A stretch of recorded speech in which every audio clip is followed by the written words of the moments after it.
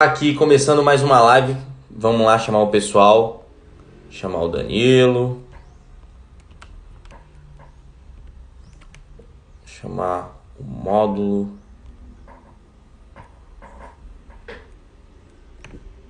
Aqui,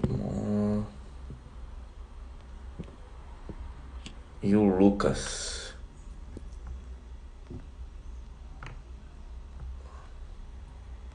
Aqui.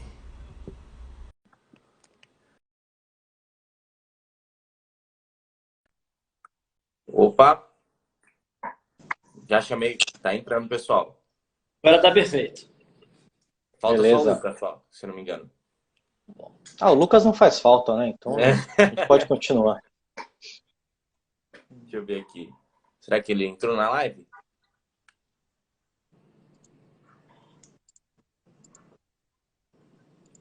Não, Lucas.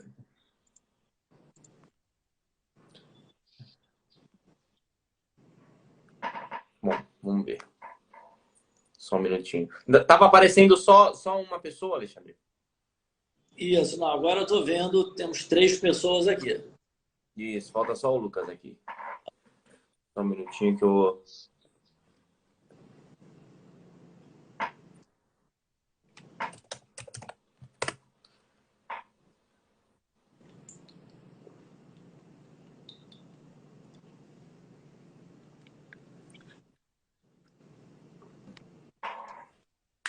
Deixa o pessoal já ir entrando também. Essa live, só dando um aviso ao senhor, ela vai ficar gravada tanto no YouTube quanto aqui no Instagram. E a gente vai transformar ela em podcast. A gente tira o áudio dela e deixa disponível. Pode ser? Legal, tá ótimo, claro. Perfeito. Ué, cadê o Lucas?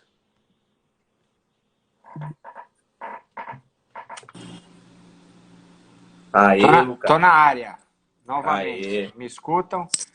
Perfeitamente. Perfeito. Show de bola. Então acho que Bom, já, deixa eu dar já início. podemos começar. Vai lá.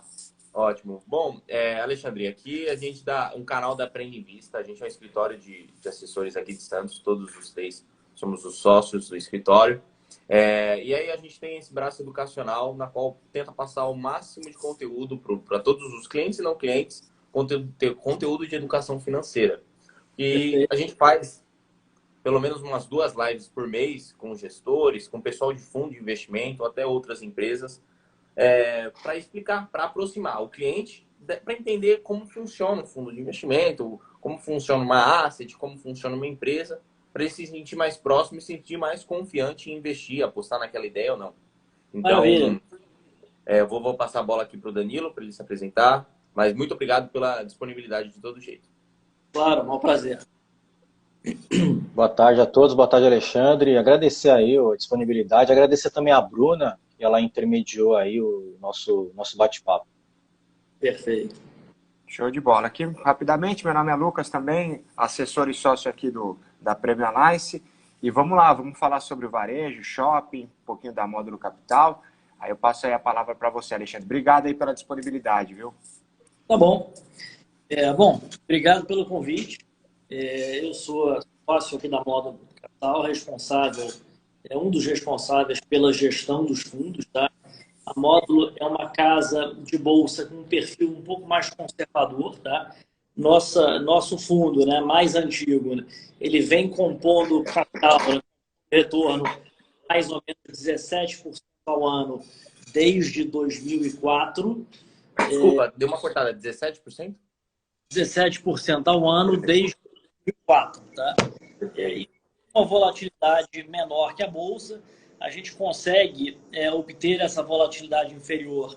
Né? A gente tem uma carteira com uma diversificação razoável. Assim, no mundo ideal, tá? Eu gostaria de ter empresa aqui, que a gente chama que são as empresas de altíssima qualidade, né? Que são aqueles ativos que são únicos de alguma forma, são bem administrados e vão compondo o retorno ao longo dos anos, né? Essa história dos juros compostos, que é a oitava maravilha do mundo e tal. Essas empresas elas vão realocando sua geração de caixa a uma taxa de retorno muito elevada, o que dá esse efeito de ganho exponencial ao longo de muitos anos, né? Assim, só como um exemplo, a gente é sócio de Equatorial desde a época que a Equatorial era dona apenas da Semar, né? E hoje a Equatorial tem diversas concessões de distribuição, tem ativos de transmissão e está, enfim, ensaiando uma entrada no ramo de saneamento, né? Então a gente meio que pegou uma carona na Equatorial ao longo desses vários anos e teve um retorno excelente. Então, no final das contas, tá, o nosso sonho aqui é ter um portfólio de empresas onde a gente consiga pegar carona ao longo de muitos anos e obter esse retorno desta forma. Tá? A gente não tenta antecipar ou adivinhar para onde vai o preço das ações no curto prazo. A gente não gasta 5 minutos aqui do nosso tempo tentando adivinhar o que vai acontecer mês que vem com a cotação da ação. Tá? Naturalmente, no Brasil, não dá para você ter só um portfólio de altíssima qualidade. A gente hoje tem mais ou menos 26% do portfólio em ativos mais oportunísticos. Tá? São empresas que a gente acha que o negócio não é tão bom assim, mas o preço que você está pagando é um preço excepcional. Né? Nesse percentual do portfólio, a gente tem um giro um pouco maior, talvez de 1 a 3 anos, tá? O tempo médio de permanência. E aí, só para finalizar, a gente sempre tenta manter um percentual do portfólio para diversificar um pouco o risco. Tá? Então, hoje a gente tem uma empresa chamada Coelce, que a gente acha que tem uma probabilidade razoável de haver um evento de fechamento de capital num horizonte de 24 meses, isso ajuda a diversificar um pouco o risco. E a gente tem investimentos em commodities, que são empresas dolarizadas. Tá? E dessa forma, quando estressa um pouco o Brasil, o dólar se valoriza, então ajuda a reduzir um pouco do risco da carteira. Né? Então, assim, a ideia é mais ou menos essa, ter uma carteira diversificada com maior peso das empresas de alta qualidade. Né? A gente aqui é um time de 12 pessoas, 8 pessoas só olhando empresas, e a gente tem fundos para públicos-alvo diferentes. Tem um fundo para investidor qualificado, a gente tem um fundo para o público em geral e a gente tem alguns veículos de previdência. Então, isso aqui é mais ou menos o formato aqui da companhia, da Módulo. Tá? Eu acho que a gente ia bater um papo hoje sobre varejo, shopping center. Eu vou abrir aí para vocês perguntarem ou sugerirem um tema específico. Legal. Perfeito. Vai lá, Santana. Pode fazer a primeira pergunta, depois eu faço. Vai lá. A primeira pergunta era mais ou menos uma apresentação, para pedir uma certa apresentação do fundo em si, os big numbers, o senhor já fez, tá de bom tamanho. Falando que vocês olham de uma forma mais fundamentalista para as empresas, um pouco mais profundo da empresa, para entender o conceito que ela tem dentro e seguir por anos. É isso? É mais ou menos assim? Exatamente. A gente acredita que se a gente tomar com um nível de precisão para onde vai o lucro da empresa, no longo prazo, o valor do mercado mais acompanha. Então, no mundo ideal, a gente busca empresas que tenham um modelo de negócio que seja protegido da concorrência, tá? E aí tem diversas barreiras de entrada, a gente poderia entrar aqui em detalhes, tanto barreira do lado da oferta quanto barreira do lado, e eventualmente novas barreiras, do exemplo do network, esse efeito rede, né? O network effects, que é uma barreira muito comum dos negócios de plataforma, que agora estão muito na moda. De alguma forma, são empresas que estejam protegidas da concorrência, que têm uma avenida de crescimento pela frente, evidentemente,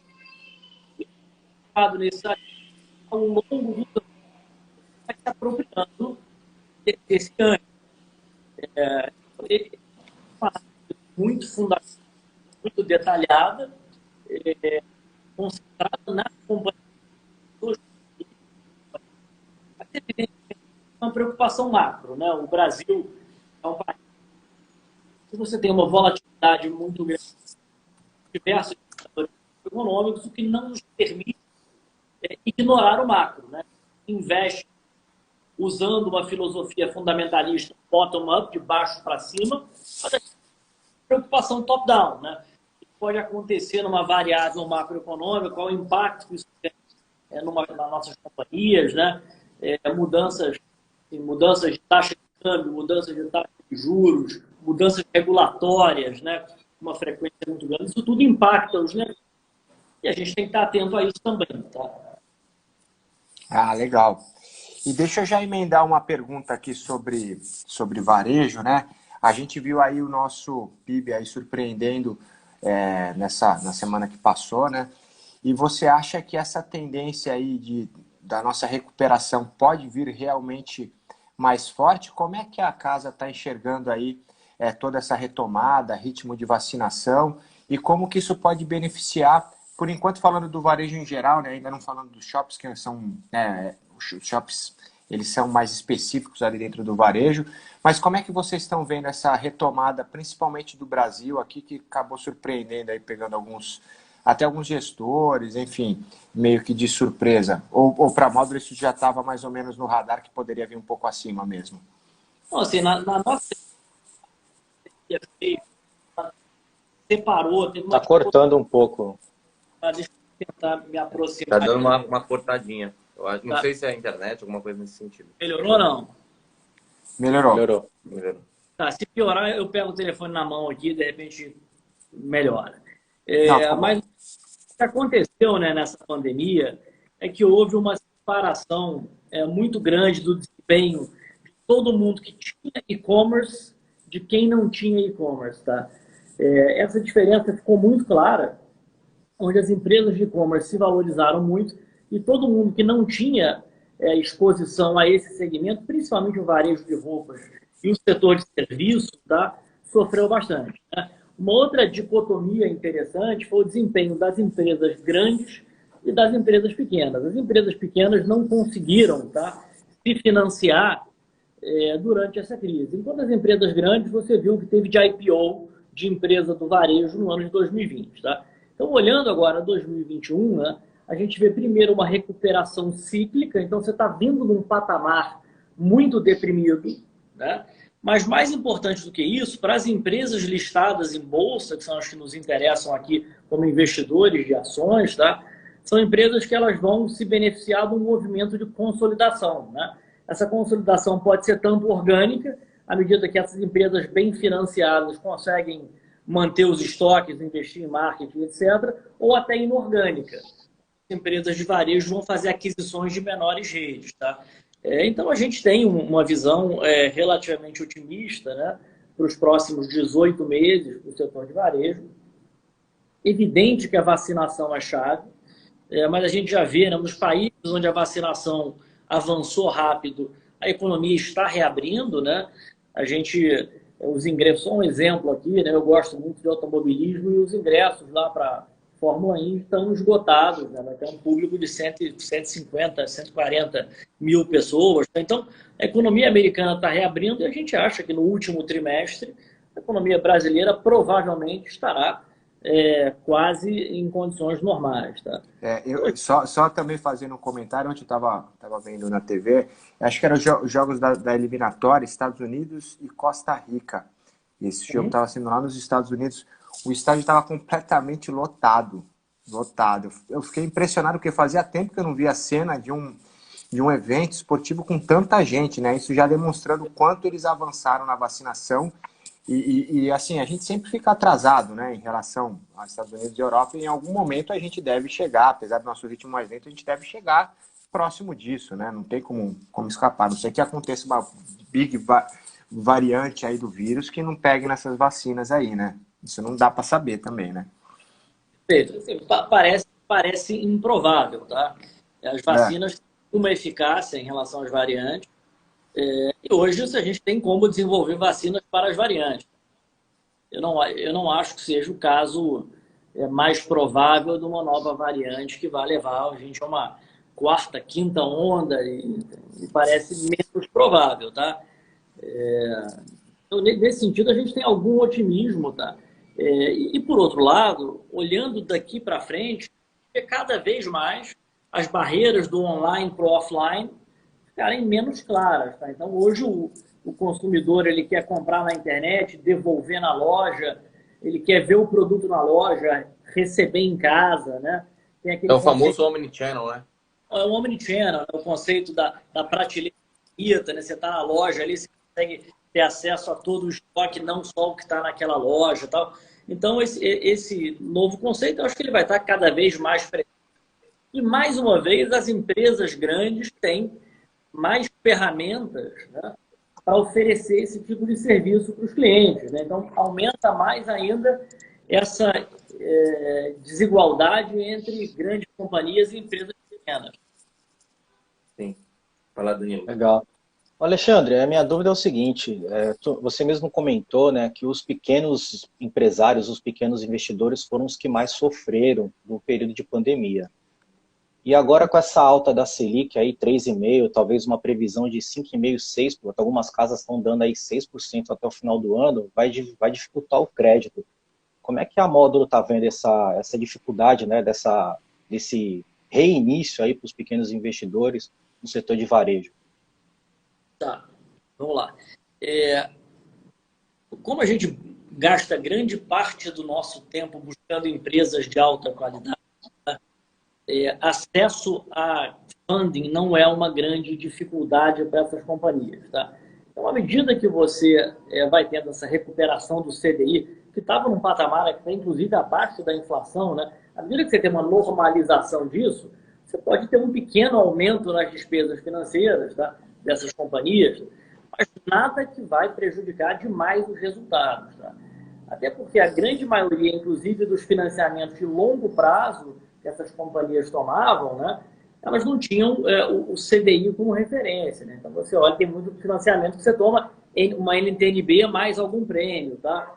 E aí, do ponto de vista do investidor, tá, do jeito que ele está comparando o custo de capital dele no CDI versus o custo de capital da Bolsa, ele tem que ficar muito atento que existe uma diferença relevante de prazo. Né? Então, você precisa comparar retorno de ativos de bolsa, falando sobre a ótica do investidor pequeno, né?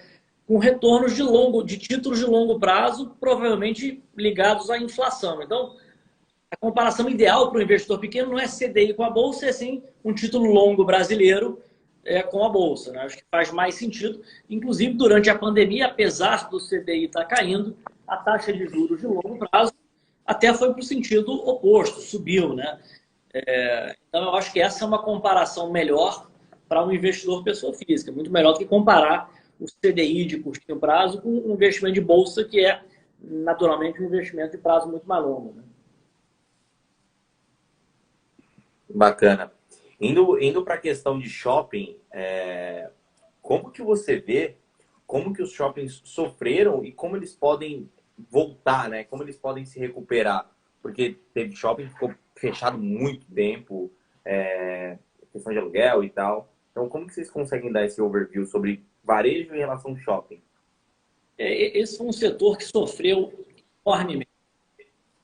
E no segundo trimestre passado, os shoppings ficaram fechados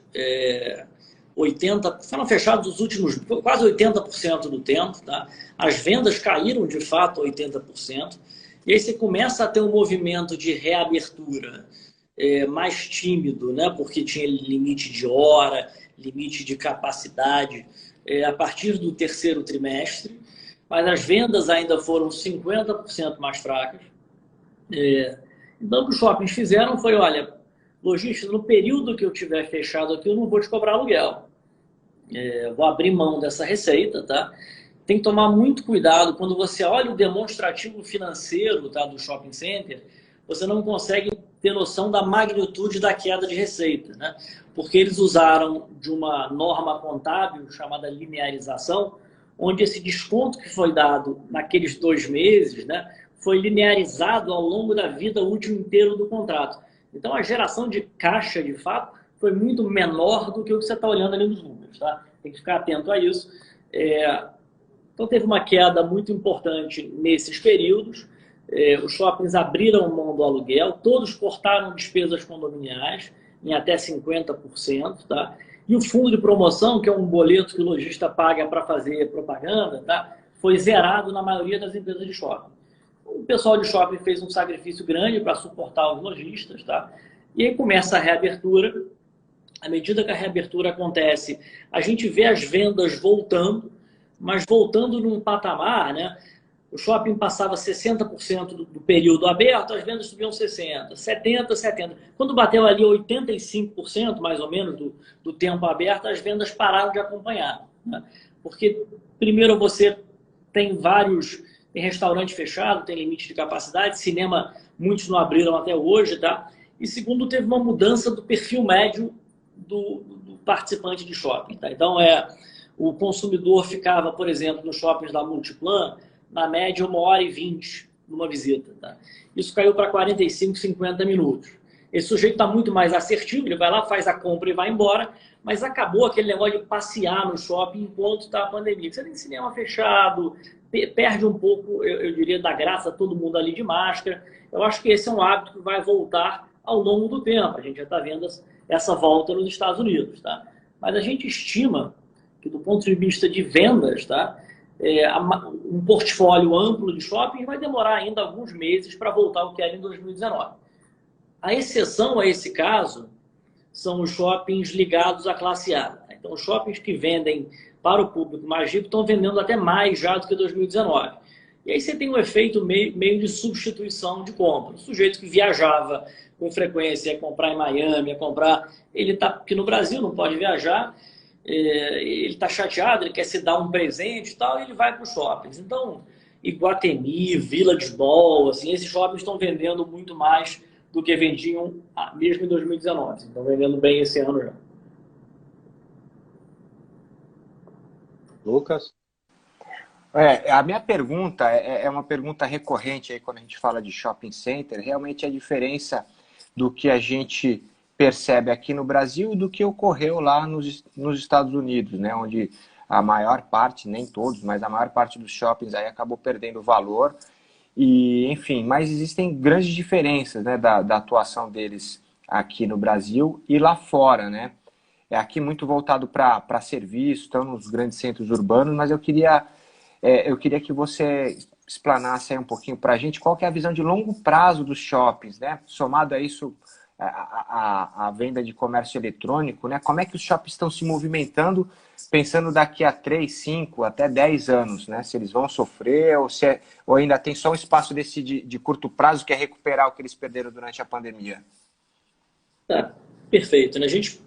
Para entender essa diferença entre Estados Unidos e Brasil, você precisa entender um pouco assim, da história do desenvolvimento da indústria. A indústria de shopping americana é uma indústria que nasceu, né, ali na década de 60, até um pouquinho antes, né, onde os Estados Unidos tinham uma população rica, todo mundo tinha carro, os shoppings eram abertos em áreas grandes do subúrbio e eram meros centros de compra, tá? Um nível de ancoragem grande, então você sempre tinha uma Sears, uma JCPenney, uma grande loja dessa de departamento, ancorando o shopping, tá? E nos Estados Unidos se construiu demais, né? Lá você tem mais ou menos 2.000 metros de área bruta locável para cada 1.000 habitantes, né? No Brasil, esse número é 76, né? Isso dado do ano passado, do ano retrasado. Enfim, é uma ordem de grandeza completamente diferente do que é o ABL per capita, área bruta locável per capita, no Brasil e nos Estados Unidos, né?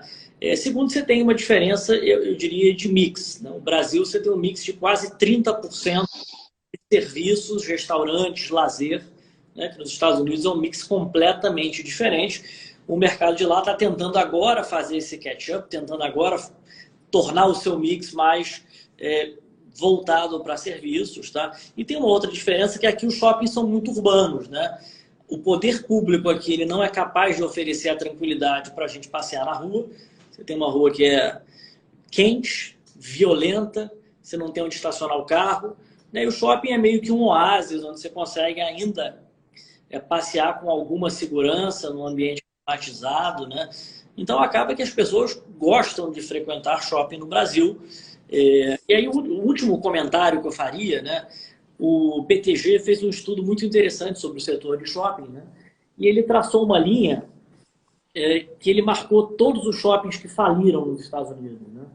E a totalidade desses shoppings ficaram em zonas, né, com uma densidade demográfica muito baixa. Exatamente o oposto do Brasil. Os shoppings aqui são cheios de vida no entorno, tá? Então, a gente não acha que os shoppings vão desaparecer. Eu acho que o e-commerce é conveniência, o shopping é experiência, né?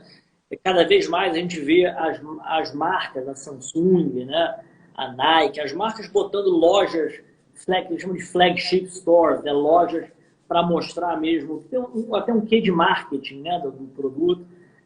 Então, a gente tem uma certa tranquilidade que os shoppings no Brasil vão ter ainda um futuro próspero a despeito do e-commerce que crescerá. Tá, Vai lá, legal. Santana. Alexandre... É você, Daniel, vai lá. Quer, Gabriel? Vai lá. Gabriel, quer perguntar alguma coisa? Vai lá, Daniel. Alexandre, a gente ouve bastante aí na própria mídia, né, na internet, falando que tem uma demanda reprimida de consumo, que a galera está mais, ela tá mais cautelosa na hora de gastar, né, e aumentou o número da poupança. Você acha que isso aí pode impactar de forma positiva mais para frente, quando a vacinação começar a melhorar, tiver 60%, 70% da população vacinada, mais para dezembro aí, início de 2022? Então, a gente notou, né, que com o auxílio emergencial, né, as mais baixas consumiram acima do que consumiam em condições normais. Enquanto o pessoal com poder aquisitivo maior se fechou mais e tem, de fato, uma renda reprimida que pode voltar a qualquer momento para o comércio, né? Mas é difícil fazer esse tipo de projeção macro, né? E assim, do ponto de vista do valor intrínseco das companhias, tá? Se der um pouquinho a mais daqui a 6 meses, daqui a 1 ano, né? O impacto é de fato muito pequeno. Assim, a gente gosta de olhar o que são as medidas que estão sendo tomadas pelas empresas de shopping, né? Para gerar valor ao longo dos anos, né? Tem várias medidas, inclusive no campo digital, que são muito interessantes por parte dessas empresas de shopping center, tá? Então, eu acho que tem muita coisa positiva aí para frente. Sem falar de consolidação, né? Eu acho que, posso falar, informação pública, o Iguatemi, ela era controlada por uma holding chamada Gereissat, e a empresa agora fez uma proposta, né, para colapsar essa holding, emitir ações ON-PN na Gereissat, de forma a ter um espaço para que os controladores, né, da família Gereissat, se dilua para fazer uma aquisição. E a gente fez contas aqui, dá mais ou menos uns 7, 8 bi, né, de dinheiro disponível para uma eventual aquisição. Então, a gente acha que pode ter até mais consolidação ainda no setor, que também é bom. Então, tem vários pontos positivos aí para frente. A gente tem um certo conforto nas nossas posições de shopping center. Bacana. Agora, o senhor até falou um pouco de iniciativa digital. Como que os shoppings conseguem se adaptar ao e-commerce e às iniciativas digitais? Eu concordo que o shopping, na verdade, pelo menos eu vejo para o brasileiro, é uma experiência, ele vai ali para passear, não necessariamente para comprar, vai ali para conhecer, olhar o celular, pegar o celular, mexer no celular, ver se é aquele celular que ele quer, ou vestir uma blusa, e se quiser, compra na mesma loja online, entrega em casa. Mas como que os shoppings conseguem se adaptar à tecnologia? Tá, eu vou dividir aqui essa resposta em três iniciativas, tá?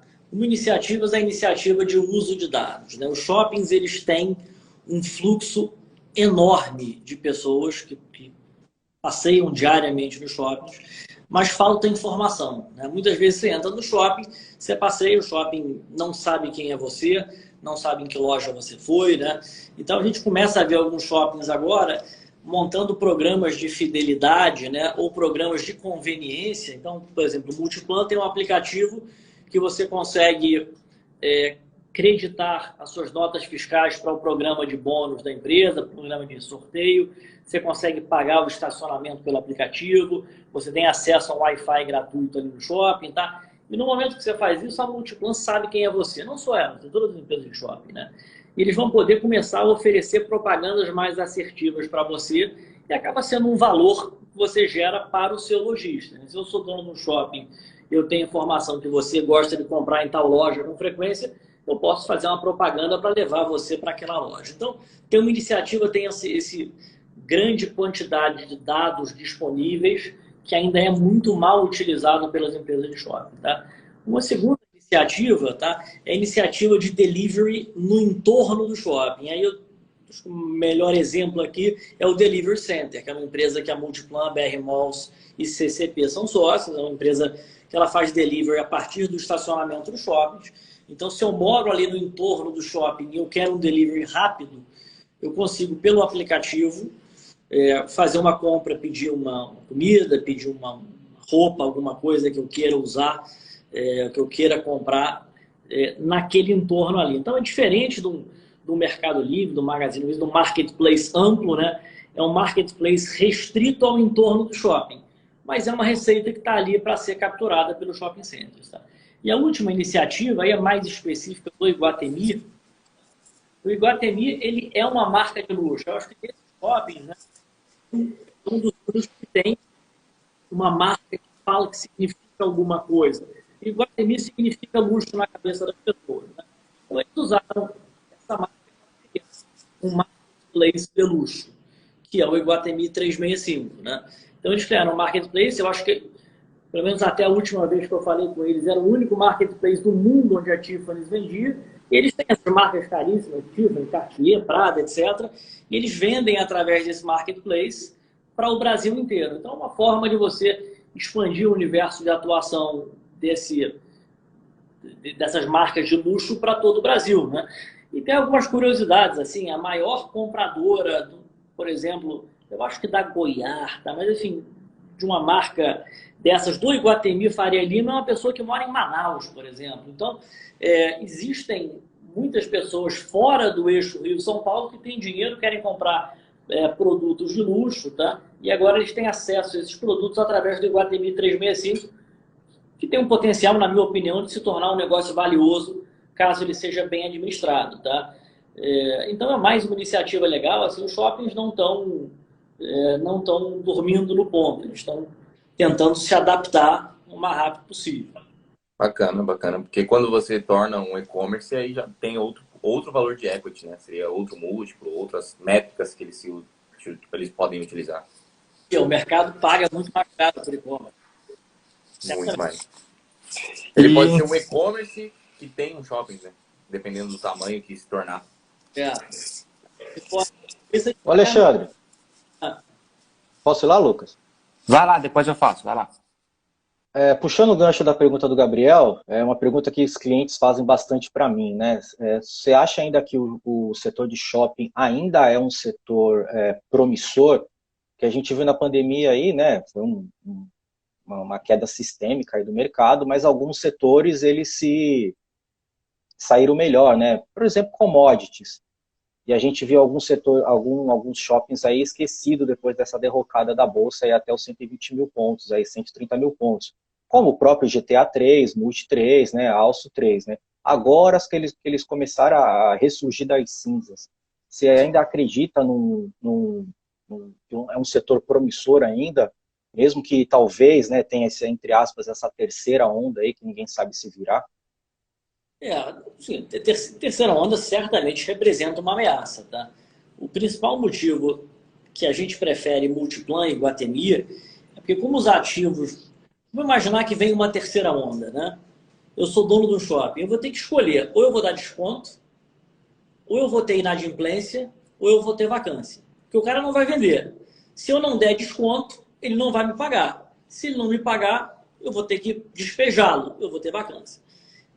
Os shoppings piores, eles vão ter que sentar para negociar. Falar, cara, dou um desconto aqui, fica aqui, paga só o condomínio, etc. Os melhores shoppings, eles até querem um pouco de vacância, porque tem fila para entrar, né? Tem fila para entrar no Faria Lima, tem fila para entrar nos bons corredores do Morumbi, do Barra, tá? Então a gente acha que as empresas grandes, as empresas boas de shopping, que tem um portfólio premium, essas empresas eu acho que mesmo com novas ondas, tá? Eu acho que do ponto de vista dos fundamentos do negócio, continuam sólidos, tá? A gente sempre olhou para esse setor como um setor que ele é muito previsível e ele dá um retorno para a gente, assim corrigido pela inflação, né? Uma taxa interna de retorno razoável, assim, algo em torno de 9%, 10% ao ano, mais inflação, quando a gente pega um bom momento de entrada. Tá? Então, a gente nunca comprou um shopping com o objetivo de a ação vai subir 30% no curto prazo. Assim, essa não é a cabeça. A cabeça é você estar comprada numa empresa que gera muito caixa, que ela está sentada em cima de terrenos que são extremamente valiosos, a maioria dessas empresas, tá? Então, a estratégia de muitas dessas empresas, você compra um terreno grande, desenvolve um shopping, e as expansões futuras, né, são expansões que têm uma taxa interna de retorno muito maior, porque você já tem, né, as pessoas ali, você já tem uma ancoragem elevada, então você não precisa botar mais muita âncora nas expansões, né? Então, quando você mede o retorno do capital empregado das expansões, ela costuma ser muito maior do que quando você faz o shopping do início, tá? E várias companhias dessas têm espaço para expandir. Só um exemplo aqui, a Multiplan fez um estudo recente que ela provou para a Prefeitura de São Paulo que com esse negócio do Uber, etc., ela não precisa da quantidade de vaga que ela tinha no Morumbi. Tinha vaga demais lá. E a Prefeitura autorizou, então, que parte do estacionamento virasse uma expansão de 9 mil metros de área bruta locável. Essa expansão só deve ter satélite, com uma taxa de retorno elevadíssima. Então, esse tipo de coisa, né, é difícil botar na conta, mas tem muito valor. Legal. E deixa eu perguntar, falando especificamente aí da gestão dos fundos, quanto que o varejo representa no portfólio total? E os shoppings especificamente, você já citou que tem Multiplan e Iguatemi, não sei se tem algum outro, se falar de mais alguma posição, e quanto que vocês têm de varejo especificamente, se quiser falar também no geral, né, por setor, quanto que vocês têm aí de alocação, para a gente poder ter uma ideia de como que está a visão da casa, mas pensando no todo, né? Tá, perfeito. Eu vou te falar mais ou menos como a gente divide a nossa carteira, tá? Então, a gente divide a nossa carteira primeiro naquele bloco que são as companhias que crescem, que geram valor, que a gente quer ser sócio por muitos anos, tá? A gente tem mais ou menos 40%, 45% do fundo nesse tipo de companhia. Exemplos, Natura, Alpargatas, Mercado Livre, empresas que a gente gosta muito, né? A gente tem mais ou menos 25% do fundo nessas oportunidades mais de curto prazo, de 1 a 3 anos, né? São empresas que no momento que a gente fez a aquisição, elas pareciam muito baratas. Eu posso te dar vários exemplos. A gente comprou Qualicorp quando teve uma questão de governança lá com o controlador, que a empresa pagou para o controlador um bônus de 150 milhões e a empresa perdeu 600 milhões de valor de mercado. A gente comprou nesse momento. A gente comprou Santos Brasil antes da negociação com o maior cliente, né, que pagava uma tarifa que para a gente parecia muito barata.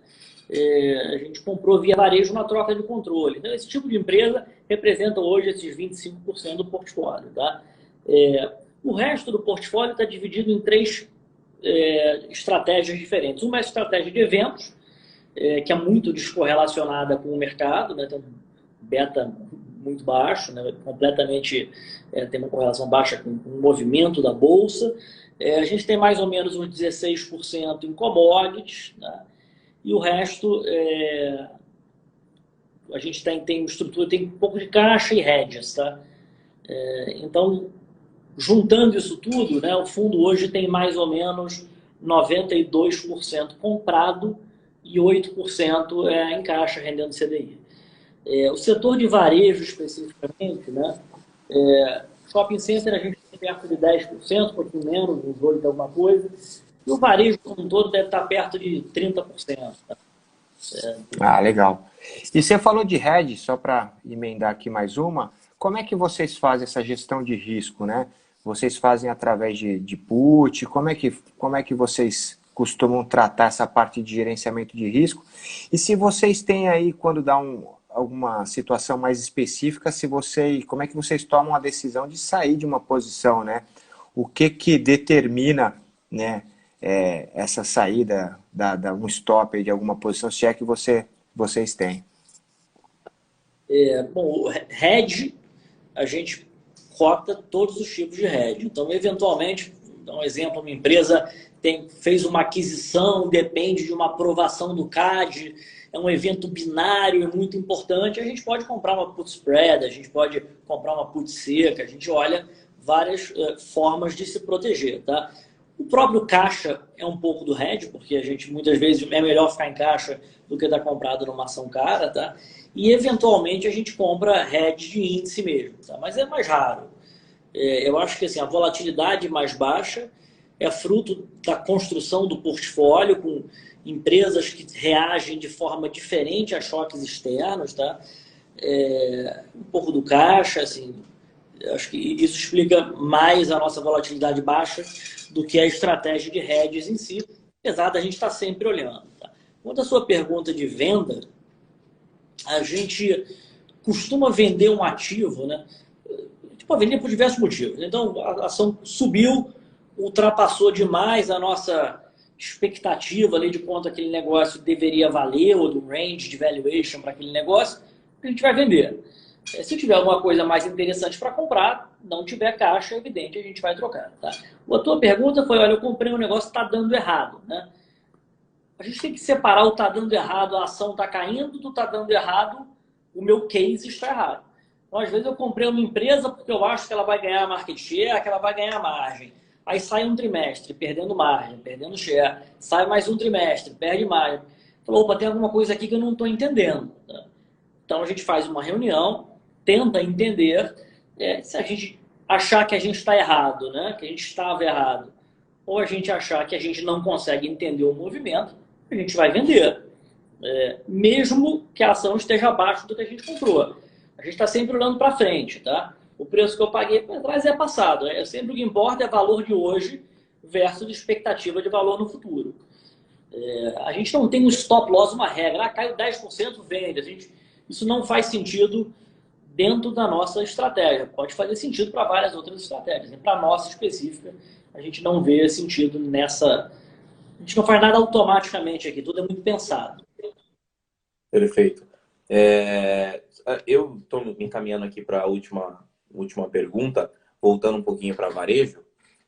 Como que você está vendo essa reabertura aqui no Brasil de shoppings, de lojas, a retomada do comércio aqui no Brasil?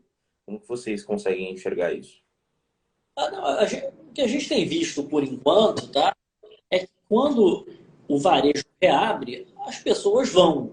Tá? Talvez ainda um pouco abaixo do que era a expectativa de venda. Quando a gente vê informações divulgadas, essas são informações públicas, né?